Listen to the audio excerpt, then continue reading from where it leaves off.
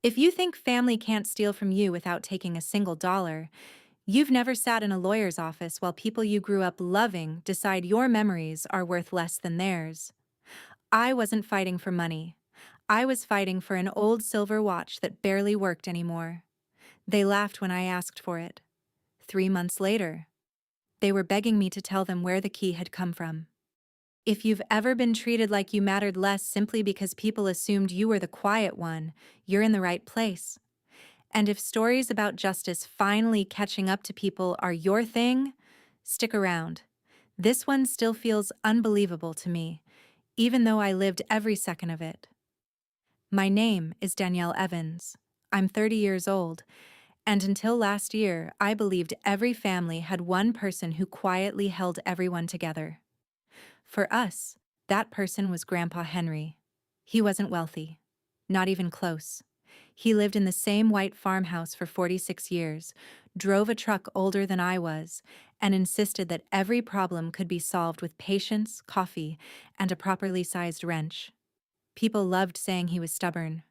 I thought he was dependable. Those are different things.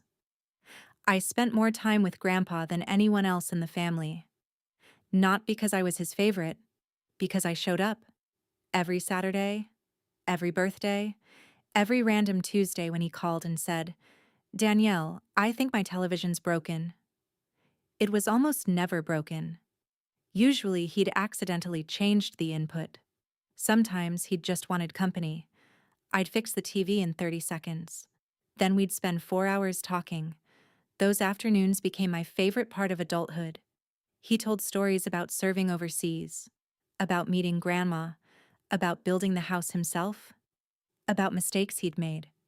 He never talked to me like I was a child. He talked to me like another adult trying to figure life out. Those conversations changed me. There was always one object sitting beside his recliner, an old silver pocket watch. Its chain was scratched. The engraving had nearly worn away. The face was yellow with age. It didn't even keep perfect time anymore. Every evening at exactly 8 o'clock he'd wind it anyway. Click, click, click. Exactly 20 turns. Never 19. Never 21. I once teased him about being obsessive. He smiled. Some habits aren't about the watch. What are they about? Remembering. That answer confused me for years. Everyone in the family knew about the watch. Nobody cared. Until Grandpa died. Amazing how grief changes people. Or maybe it doesn't. Maybe it simply reveals who they already were. His funeral happened on a rainy Thursday. The kind of cold rain that soaks through your shoes. People cried. People hugged. People told stories. It felt genuine. At first. Then my Uncle Richard started asking everyone if they knew when the attorney planned to read the will, before Grandpa was even buried. I remember staring at him. He noticed. What? Nothing. No, say it. I looked away. It's just, today doesn't seem like the day. He laughed. That's easy to say when you aren't responsible for settling an estate. Responsible. That word stayed with me. Richard hadn't visited Grandpa in almost a year. But suddenly, he was responsible. 3 days later, we gathered at the attorney's office.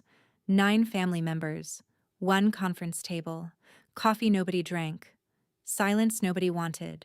Grandpa hadn't been rich. The estate wasn't enormous. The farmhouse, some investments, savings, a pickup truck, furniture, tools. Nothing life-changing, or so I thought. The attorney, Mr. Lawson, adjusted his glasses. Your grandfather left specific personal items to several individuals. People leaned forward. The truck, Richard, Grandma's jewelry, my Aunt Susan, fishing equipment, my cousin Mark, photo albums, various grandchildren. Then, my silver pocket watch. My heart skipped. To my granddaughter Danielle. Silence. Complete silence. Then Richard laughed. Actually laughed. Seriously? Nobody else smiled. Susan crossed her arms. That doesn't make sense. Mr. Lawson looked up. It is clearly written. Richard shook his head. He probably wrote that years ago. He updated his will last spring. Another silence. Longer this time. Then my cousin Mark spoke. Why, Danielle? I wanted to disappear. I hadn't asked for this. I hadn't expected it. Mr. Lawson quietly read the next sentence. Because she understood its value before anyone believed it had one. I felt tears forming. Richard rolled his eyes. Oh, give me a break. The meeting should have ended there. Instead. Richard leaned across the table. I think Grandpa was manipulated. Every head turned. What? He was old. I couldn't believe what I was hearing. You think I manipulated Grandpa? I think lonely old people become attached. You visited him twice last year. I had work. I had work too. Apparently, not enough. The room became very quiet. Mr. Lawson interrupted. The will is legally valid. Richard wasn't finished. That watch belongs with the family. I am family. You know what I mean? Actually, I did. He meant I wasn't the kind of family that mattered. Not because of blood. Because I wasn't loud enough. Or wealthy enough. Or important enough. I took the watch home anyway. It felt heavier than I remembered. Cold. Solid. Worn smooth where Grandpa's thumb had rested for decades. That night I sat on my apartment couch holding it. Not checking the time, just remembering his hands winding it. Click. Click, click. 20 turns. Exactly 20. Without thinking. I wound it 20 times. For the first time since the funeral. I cried. Not because of the argument, because suddenly it felt real. Grandpa was gone, and all I had left was time. Or at least the thing he'd trusted to measure it. I had no idea. The watch wasn't the inheritance. It was only the invitation. For the first week after the funeral, I carried Grandpa's pocket watch everywhere. Not because I was afraid someone would steal it, because putting it down somehow felt wrong. Every morning before work, I'd wind it exactly 20 turns. Click, click, click. The sound became strangely comforting, like hearing Grandpa clear his throat before telling one of his stories. People at the office noticed. You carrying an antique now? I'd smile. It belonged to my grandfather. That usually ended the conversation. Nobody understood that it wasn't jewelry. It was grief with a chain attached. The rest of my family, however, hadn't forgotten. Not even close. The group text that had been full of funeral arrangements suddenly turned into passive-aggressive comments. Richard would send old family photos. Oh, look, Grandpa wearing our family's watch. Susan would respond with laughing emojis. Mark chimed in. Funny how some people get lucky. Lucky. That word irritated me more than it should have. Luck is winning the lottery. Luck is finding $20 in an old coat. Driving Grandpa to doctor's appointments for 8 years wasn't luck. Replacing his porch steps wasn't luck. Spending Saturday afternoons listening to the same stories wasn't luck. That was love. The kind nobody notices until the person is gone. I muted the conversation for a few days. Then I left it entirely. Within an hour, Richard called. You seriously left? I don't need to read people talking about me. We're talking about the watch. No. I stared out my apartment window. You're talking about me. Silence. Then he sighed dramatically. You've changed. I actually laughed. No, Richard. I finally stopped pretending not to notice. I hung up. It was the first time in my life I'd ever ended a conversation with him before he was finished talking. Oddly enough, it felt good. Sleep became difficult. Not because of guilt, because grief has strange habits. Some nights I'd wake at 3 in the morning convinced Grandpa had called my phone. Sometimes I'd think about stopping by the farmhouse before remembering someone else owned it now.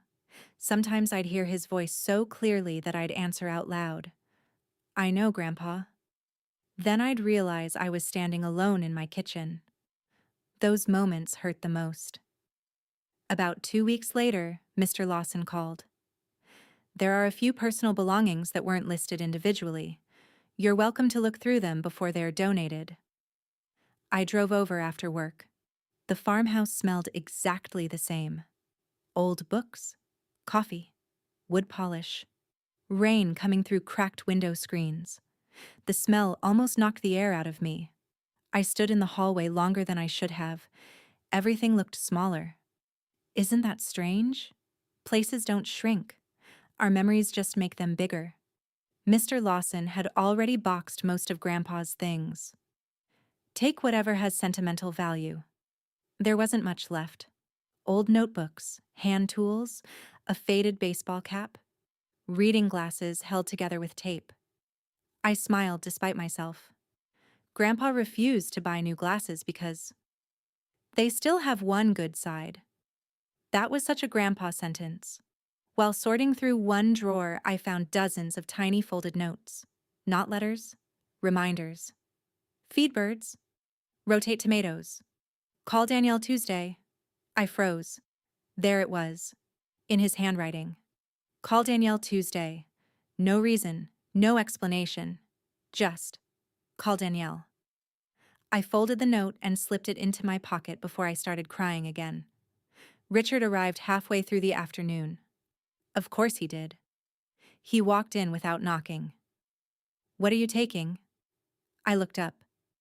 Excuse me? You've already got the watch. I came because Mr. Lawson invited everyone. He looked around suspiciously, making sure nothing valuable disappears. I couldn't believe he said it out loud. You think I'm stealing? I think grief makes people irrational. I stared at him. The lack of self-awareness was almost impressive. His eyes landed on the watch chain hanging from my jacket pocket. You wearing it now? Yes. He smirked. You know it probably isn't worth much. I know. So why are you so attached? Because Grandpa loved it. Because it reminded me of him. Because every scratch had a story. Instead, I simply answered, it matters to me. Richard shrugged. I still think Grandpa wasn't thinking clearly. There it was again. The insult wrapped in concern. I didn't argue. Some people don't deserve explanations. That evening, I made coffee the way Grandpa used to. Too strong, too hot, too much. I sat at my kitchen table with the watch lying beside my mug. The apartment was completely silent except for the ticking. Tick, tick, tick. I watched the second hand move, then stop. The watch had stopped again. Grandpa always said it did that sometimes. I'd never actually seen it. I picked it up, turned it over, wound it. Nothing. Still silent. I sighed. I guess you're finally done. Without thinking, I pressed my thumbnail against the back cover. It popped open. Inside were the tiny gears I'd expected. Dust. Old brass. Nothing unusual. At least. Not at first. Something tiny glinted near the hinge, a sliver of metal. I frowned. That hadn't been visible before. Using a toothpick, I gently nudged it. Nothing. It seemed wedged between two layers of the case itself, not inside the movement. Inside the shell. Almost like something had been hidden there. My pulse quickened. I grabbed Grandpa's miniature screwdriver set from one of the boxes. Carefully. Very carefully. I loosened two microscopic screws. The back plate separated farther than I expected. Something shifted. A soft tink. A tiny brass object landed on the table. It rolled in a slow circle before stopping beside my coffee mug. For several seconds, I just stared. It wasn't a spring, or a gear, or part of the watch. It was a key, barely longer than my thumb. Old, heavy, beautifully made. Its bow was engraved with a single letter. H. Henry. My grandfather. My breathing became shallow. No. I whispered it to an empty apartment. Grandpa had hidden a key. Inside his pocket watch. For how long? Years? Decades? Why? To protect what? From whom? Then I remembered something. A conversation from nearly 10 years earlier. We'd been watching an old detective movie. The hero had hidden a document inside a clock. I'd laughed and called it ridiculous. Grandpa smiled without looking away from the television. The best hiding places are the ones people touch every day. I'd forgotten that conversation. Until now. Suddenly, every word came back. Exactly. I searched the apartment for anything the key might fit. Desk drawers, old boxes, the toolbox I'd brought home. Nothing. Absolutely nothing. I called Mr. Lawson. Did Grandpa leave any locked boxes?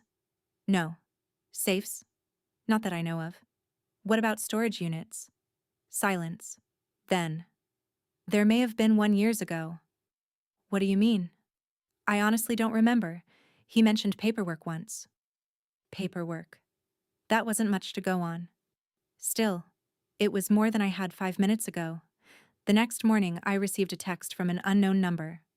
Still pretending that watch belongs to you. No name, no signature. But I knew. Richard. New number. Blocked immediately. A minute later, another message arrived. Whatever you're hiding will come out eventually. I stared at the screen. Hiding? I hadn't told anyone about the key. Nobody knew. Unless they were looking for something too. The thought sent a chill through me. Maybe the watch wasn't the thing they wanted. Maybe. They had always believed something was hidden inside it.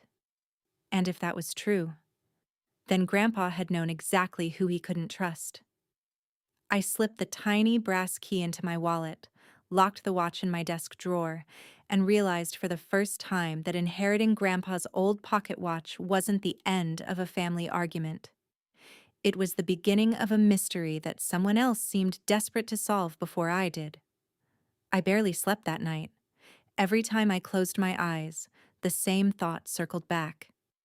If Grandpa hid a key inside the one object he carried every single day, then whatever it unlocked had to matter more than anything else he owned. People don't hide spare house keys inside pocket watches. They hide things they expect someone else to search for. By sunrise, my apartment looked like an investigation board. Grandpa's notebooks covered my dining table. A yellow legal pad sat in the middle. I'd written every place I could remember him mentioning over the years. The farmhouse, the workshop, the fishing cabin he sold decades ago, his old hardware store, a storage unit, a bank, a train station, anything. Some ideas were ridiculous, others felt possible. I couldn't tell the difference anymore. Around 10 that morning, my phone rang. Mr. Lawson. Danielle, I remembered something. I grabbed a pen. What is it? About 12 years ago, your grandfather asked me to witness paperwork for a safe deposit box. My heart started pounding. Did he tell you where? No. Do you know which bank? I wish I did. He hesitated. There was one unusual thing. What? He specifically asked whether someone could inherit a key without anyone else knowing it existed. I closed my eyes. He'd planned this, years in advance. I told him yes. As long as the key wasn't listed separately, there was no legal issue. And then? He smiled. Mr. Lawson laughed quietly. He said, "Good. Then the right person will find it." The right person. Not the oldest grandchild. Not the richest. Not the loudest. The right one. Those words sat in my mind all day. Not because they made me feel special, because they made me wonder. What exactly had Grandpa believed about everyone else? By lunchtime, I had called every major bank within 30 miles.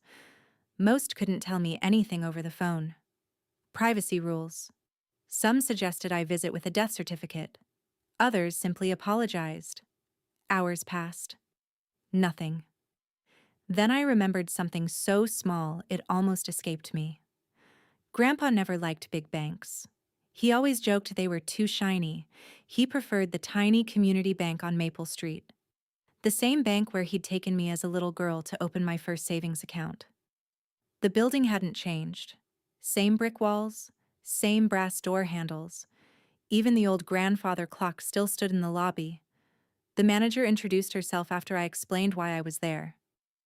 I can't promise anything. I understand. She disappeared into the back office. 5 minutes. 10. 15. When she returned, her expression had completely changed. Ms. Evans. My stomach tightened. Your grandfather did have a safe deposit box. I forgot to breathe. And she looked directly at me. He left written instructions. For me? She nodded. They state that the contents may only be released if the individual presents both the legal inheritance documents. She paused. And the original physical key. My hand instinctively moved toward my purse. She unlocked a secure door and led me into the vault. Movies make vaults look glamorous. Reality is quieter. Cool air. Concrete walls. Metal drawers stretching endlessly in both directions. The manager stopped at one small box. This is it. She inserted one key. You'll need yours. My fingers shook as I slid Grandpa's tiny brass key into the second lock. It fit perfectly. One turn. A soft click echoed through the room. For some reason, that tiny sound felt louder than thunder. The manager stepped outside to give me privacy. I pulled the box free. It wasn't heavy. Inside, there wasn't gold. No stacks of cash. No diamonds. Instead, I found three things: a sealed envelope, a leather journal, a thick folder held together with faded blue string. I stared for several seconds. That's all? Then I noticed another line written inside the lid, in Grandpa's unmistakable handwriting. If you're reading this, you found the key because you were patient. Keep being patient. I smiled through tears. Even now, he was talking to me. My hands reached for the envelope first. Across the front, in neat handwriting, were 5 words. To Danielle, and only Danielle.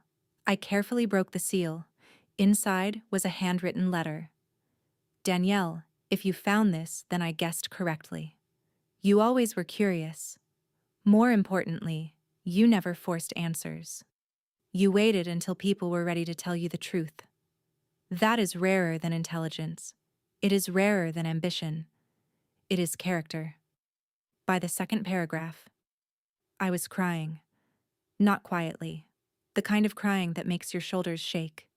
He wrote about Saturday afternoons together. About fixing the television. About coffee. About birds. About Grandma. About how lonely the house became after she passed. Then, the letter changed.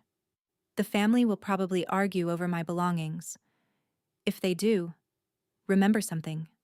People rarely fight over objects. They fight over what those objects represent. The watch was never valuable. What it protected was. I wiped my eyes. My pulse quickened. I reached for the leather journal. The first half contained memories, recipes, names, old addresses, tiny stories I'd never heard. Then the handwriting became more deliberate, more careful. Page after page described loans, payments, property purchases, dates, names. Richard's name appeared repeatedly. So did Susan's, and Mark's parents. At first I didn't understand. Then it became painfully clear. Over nearly 20 years, Grandpa had quietly loaned family members enormous amounts of money. Not once, not twice, again and again. Medical bills, business failures, mortgage payments, college tuition, emergency repairs. Always privately, always without embarrassing them. Most of the money had never been repaid. The folder explained everything. Signed agreements, canceled checks, promissory notes, receipts. Some debts had been forgiven, others had not. The unpaid total was staggering, far more than I ever imagined Grandpa possessed. I whispered to myself, my God, no wonder the estate looked smaller. He'd spent decades rescuing everyone else. Then I found the final page, a typed document, signed, notarized. It wasn't demanding repayment. Quite the opposite. It declared that every unpaid family debt would be permanently forgiven, upon one condition. The condition was only one sentence long. No beneficiary may accuse another beneficiary of manipulating me, stealing from me, or being undeserving of my gifts after my death. I read it again, slowly. If anyone violated that condition, their forgiven debt would immediately become collectible by the estate. I felt my entire body go still. Richard, Susan, Mark. Every accusation, every insult, every text message, every public comment. Had they just triggered the clause themselves? There was one final note paper-clipped to the document. Richard will speak first. Susan will agree. Mark will follow. Do not interrupt them. People reveal themselves when they think nobody planned ahead. I covered my mouth. Grandpa knew. Not suspected. Knew. Years before he died. He'd predicted them almost perfectly. The manager knocked gently. Everything okay? I looked up. I laughed once through my tears. I think my grandfather just won an argument from beyond the grave. She smiled politely, clearly having no idea what I meant. Neither did I. Not completely. Not yet. But one thing was suddenly obvious. The watch had never been the inheritance. The watch had been Grandpa's final test. And without realizing it, my family had already failed it. I didn't drive home right away. I sat in my car outside the bank with the folder resting on the passenger seat. The engine was off. The July heat slowly turned the inside of the car into an oven, but I barely noticed. I kept looking at Grandpa's letter, then at the journal, then back at the notarized agreement. The silence felt almost sacred. Not because I'd uncovered some fortune, because for the first time since Grandpa died, I understood what he'd been protecting. It wasn't money. It was the truth. And he'd trusted me to decide what to do with it. That realization was heavier than any inheritance could have been. For nearly an hour, I argued with myself. Part of me wanted to lock everything away forever. Forget the insults. Forget Richard. Forget Susan. Forget all of it. Grandpa had always told me that bitterness was expensive. You pay for it every day, he'd say. I'd rather spend my energy elsewhere. Maybe that was what he wanted. Maybe the documents were never meant to be used. Maybe they existed only so I would know the truth. Then I remembered the anonymous text. Whatever you're hiding will come out eventually. I remembered Richard standing in Grandpa's farmhouse accusing me of manipulation. I remembered him questioning Grandpa's mind while his body was barely cold. And I remembered the clause. Do not interrupt them. Grandpa hadn't wanted revenge. He'd wanted accountability. There was a difference. The next morning, I called Mr. Lawson. I found the safe deposit box. His voice immediately sharpened. You did? Yes. I assume you've read everything. I have. A long pause followed. Finally, he sighed. I wondered whether he'd really gone through with it. You knew? I knew there were documents. He hesitated. I didn't know the condition. I asked the question that had been sitting in my mind all night. What happens now? The documents are legally enforceable. And the debts? If the condition was violated? He exhaled slowly. The estate has the right to collect. I stared out my apartment window. They violated it. I suspected they might. No. My voice came out almost as a whisper. They absolutely did. Mr. Lawson requested copies of everything. Within 2 days, he confirmed what I already feared. The debts weren't small, not even close. Richard alone still owed nearly $200,000 from a failed construction company Grandpa had quietly saved 15 years earlier. Susan had received more than $80,000 to prevent foreclosure after her divorce. Mark's parents had accepted money for his college tuition despite telling everyone they had paid for it themselves. Grandpa had protected every one of them. None of them had protected his reputation after he died. 3 days later, Mr. Lawson sent formal notices. Not lawsuits, not yet.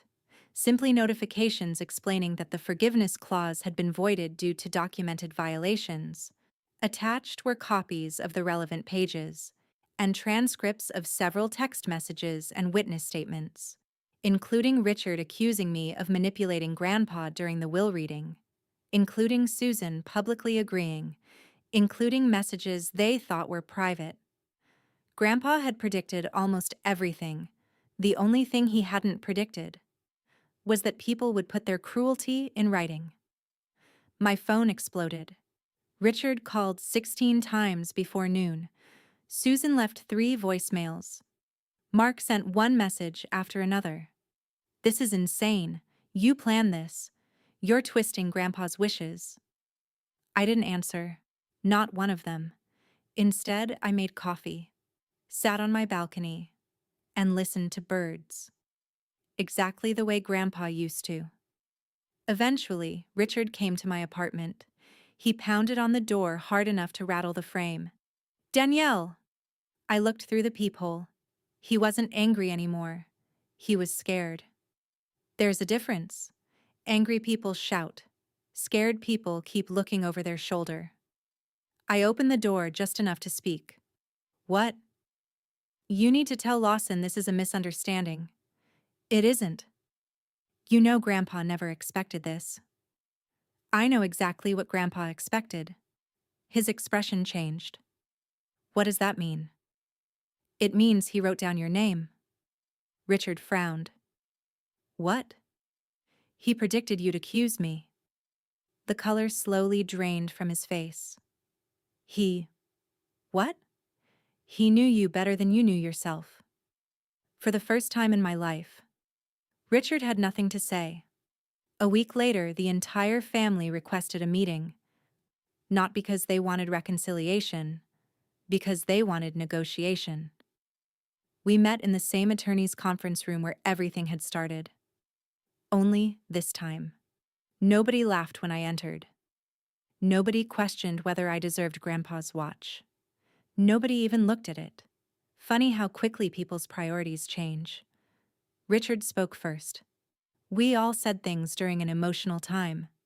Mr. Lawson remained expressionless. Susan nodded. We were grieving. I quietly asked one question. Were you grieving when you accused Grandpa of being manipulated?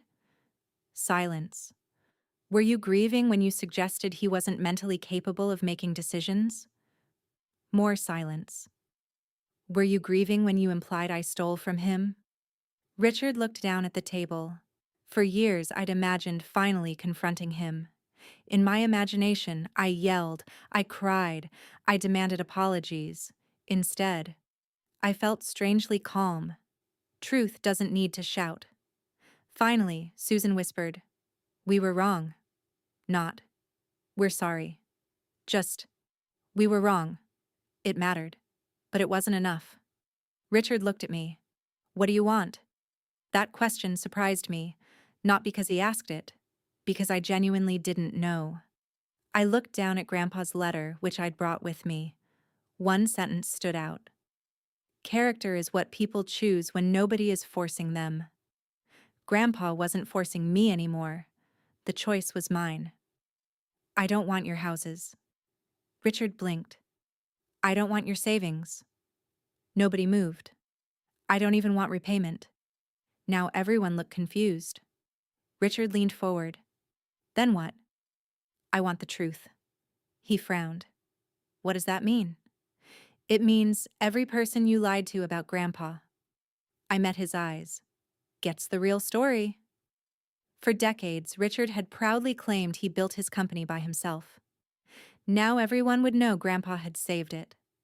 Susan had often mocked Grandpa's cheap lifestyle.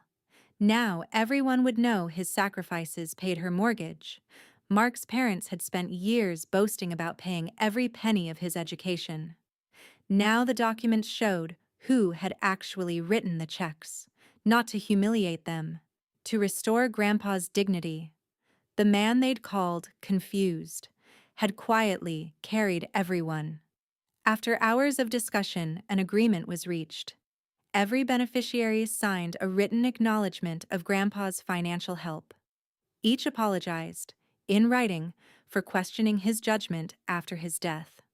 The family debts were reduced dramatically, but not erased.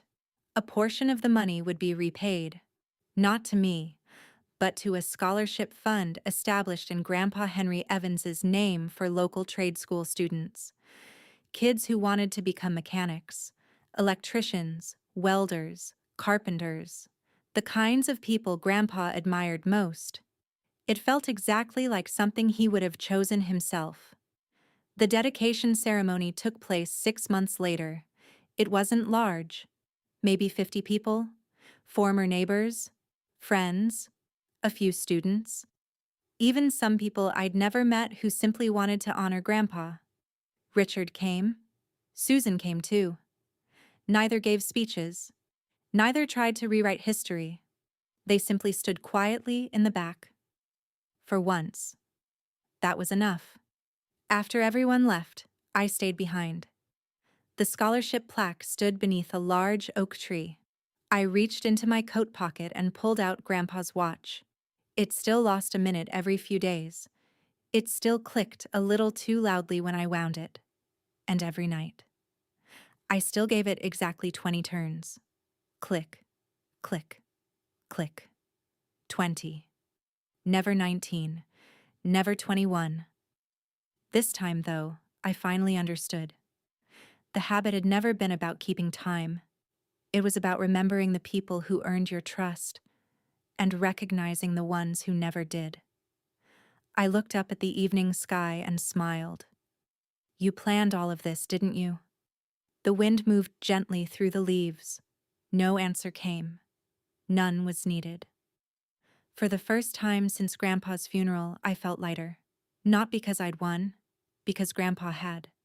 His final lesson wasn't hidden inside the watch. The key had simply led me to it. Some inherit money. Some inherit land. I inherited the truth. And in the end, that turned out to be worth far more than an old silver watch ever could have been. Looking back now, people sometimes ask whether I regret opening that safe deposit box. My answer is always the same. No. Because secrets don't stay buried forever. They simply wait for the right person to uncover them. Grandpa didn't leave me wealth. He left me responsibility. He trusted that I would choose justice over revenge, truth over anger, and dignity over humiliation. I still miss him every single day. But every evening, when I wind that old watch exactly 20 times, I remember that the greatest inheritance isn't something you own. It's the values someone leaves behind and the courage to live by them. If this story reminded you that kindness is often invisible until it's gone, let me know in the comments. What would you have done if you found Grandpa's secret? And if you enjoy stories where patience, truth, and quiet strength finally win, don't forget to like the video and subscribe. There are many more unforgettable stories still waiting to be told.